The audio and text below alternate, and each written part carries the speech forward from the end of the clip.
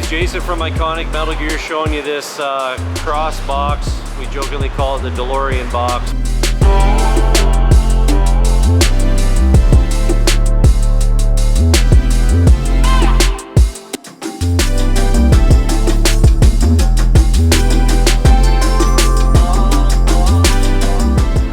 It's custom made B-pack sort of cross box that goes behind the cab and the doors flip up. This one's got a cool pull-out tray in it, so I thought I'd do a video to show you with the inside here.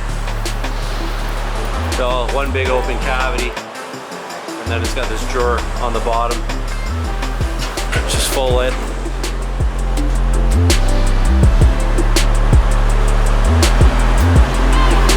Nice and heavy duty 3/16 drawer.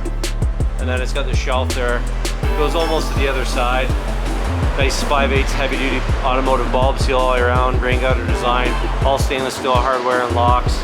We do a lot of different products like this that are sort of a variation of what we do now. It's all made out of the same heavy duty materials that we use, and we can put things like gas shocks in the drawers and dividers and different shelves and stuff like that.